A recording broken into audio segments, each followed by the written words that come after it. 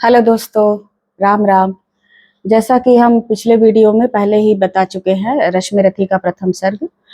तो द्वितीय सर्ग में परशुराम और कर्ण का संवाद है, जिसमें परशुराम परीक्षा लेते हैं कर्ण का।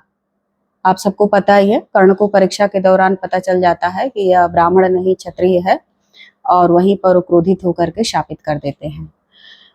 तृतीय सर्ग में पांडव जो है वो वनवास से लौट आते हैं और कृष्ण भगवान हस्तिनापुर आते हैं पांडव का राज्य मांगने, जहाँ पर दुर्योधन मना करता है।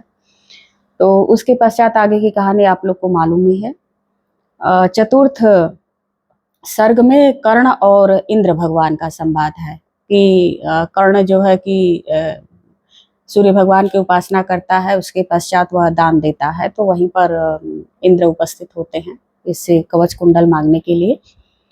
तो कर्ण जो है वो समझ जाता है कि इंद्र भगवान ही है, तो उन्होंने कर्ण और कुंडल अपना उतार करके इंद्र को दे दिया। और इंद्र भगवान की मन स्थिति कैसी रहती है, कैसे वह मांगते हैं और कितना ही ग्लानि और प्रायश्चित से भरे हुए हैं।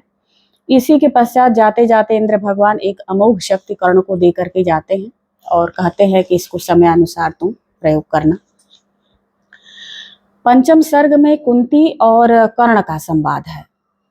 एक परित्यक्त बालक के सामने इतने सालों के बाद कुंती कैसी मन स्थिति लेकर के उपस्थित होती है। गोधूली बेला में थके कदमों से, भारी मन से वह कर्ण के शिविर में आती है और बातचीत का क्रम माँ बेटा के बीच शुरू होता है।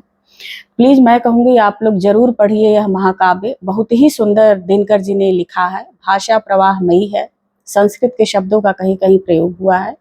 बहुत ही आसानी से आप लोगों को यह महाकाव्य समझ में आएगा। और प्लीज आप लोग लाइक और कमेंट भी करिए। तो आप पढ़िए, ये कुंती का और कर्ण का संवाद है पांचवें सर्ग में। छठे सर्ग में युद्ध का वर्णन है, जिसमें भीष्म पितामह द्रोणाचार्य युद्ध में मारे जाते हैं और अंततः कर्ण सेनापति बनता है। और कर्ण और अर्जुन के युद्ध का बहुत ही सुंदर कवि ने वर्णन किया है, मैं सुनाती हूँ। एक ही वृंत के दो कुडमल, एक ही कुक्ष के दो कुमार, एक ही वंश के दो भूषण, विभ्राट वीर पर्वताकार, बेधने परस्पर लगे सहज सोदर, शरीर में प्रखर बाण, दोनों की किंशुक देह हुई, दोनों के पावक हुए प्राण। अब कर्ण के भयंकर युद्ध से पांडव सेना में कोलाहल मच जाता है, जिससे पांडव सेना भाग खड़ी होती है। अब इससे पार कैसे पाया जाए? अगर अर्जुन सामने जाता है तो वह अमोघ शक्ति से मारा जाएगा। तब कृष्ण भगवान युक्ति निकालते हैं, भीमपुत्र घटोत्कच को बुलाते हैं और अमोघ शक्ति का प्रयोग अंततः हार करके कर्ण को करना पड़ता है घटोत्कच के ऊपर। सातवें सर्ग में कर्ण का अंतिम समय का वर्णन है, जो कि उसका पहिया धस जाता है धरती में, आप सभी को पता ही है। और कैसे कृष्ण भगवान के कहने पर अर्जुन जो है वो कर्ण को मारते हैं। उसका छत विछत शरीर जो है वो भूमि पर पड़ा हुआ है और पांडव जो है वो हिकारत भरी नजरों से उसके शरीर को देखकर कुछ कहते हैं। तब कृष्ण भगवान कहते हैं कि किया किसका नहीं कल्याण उसने, दिए क्या क्या न छिप कर दान उसने, जगत के हेतु ही सर्वस्व खोकर, मरा वह आज रण में निःस्व होकर।